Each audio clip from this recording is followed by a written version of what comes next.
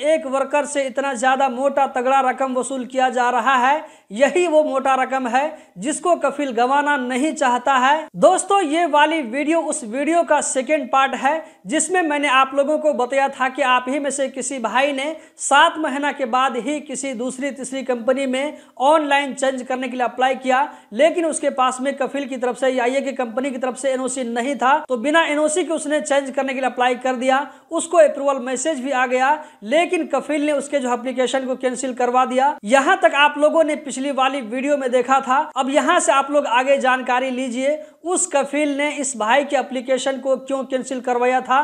तो उस भाई ने मुझे कुछ देर के बाद में बताया कि असल में बात यह है कि मेरा जो है उस कफिल के साथ में एक मुआहदा हुआ था, वो जो है कागजी तौर पर नहीं हुआ था, बल्कि ऐसे जो है बातचीत के जरिए एग्रीमेंट हुआ था कि मैं जो आपकी कंपनी में जा रहा हूं, आपकी कंपनी में जाने के बाद 6 महीना के बाद मुझे आप एनओसी दे दीजिए, इस तरह मैं किसी दूसरी कंपनी में काम करने के लिए चला जाऊंगा। तो कफिल क्या है कि उस वक्त एग्री हो गया, यानी कि वर्कर के जो है उस कंपनी में ज्वाइन करने के बाद में 6 महीना के बाद एनओसी मिलना चाहिए।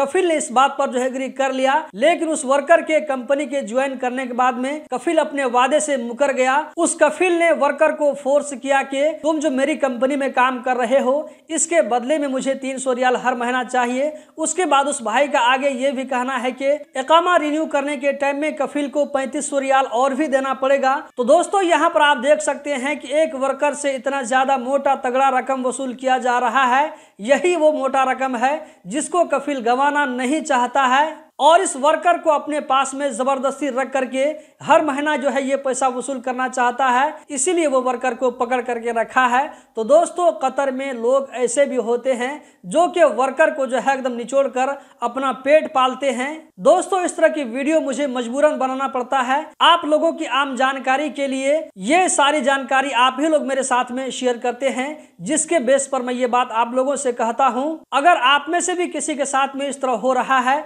या ये कि कभी हुआ है, अगर आपके किसी दोस्त के साथ में ऐसा हुआ है तो कमेंट बॉक्स में जरूर बताएं। कतर में फ्री वीजा में जाने के एक नुकसान ये भी होता है, अगर आपको कफिल अच्छा मिल गया तो ठीक है, अगर आपका कफिल अच्छा नहीं मिला, अगर आपके साथ वो जो है बुरा बिहेवियर करता है, तो फ्री वीजा में जाने से पहले बार बार जो है छानबीन कर लिया करें कि कहीं आपकी कंपनी या ये कि आपका कफिल तो ऐसा नहीं है, कहीं आपके साथ भी ऐसा ना हो जाए कि आप महीना में जितना वहां पर कमाई नहीं करेंगे उससे ज्यादा आपको जो है कफिल को फायदे के तौर पर देना पड़े। इन सारी चीजों के बारे में जानकारी लेने के बाद ही आप जो है फ्री वीजा लेकर कतर जाएं। दोस्तों, इस वीडियो में इतना ही, मिलते हैं जल्द ही किसी नई वीडियो में। वीडियो को लाइक करके आगे जरूर शेयर करें। बहुत बहुत शुक्रिया।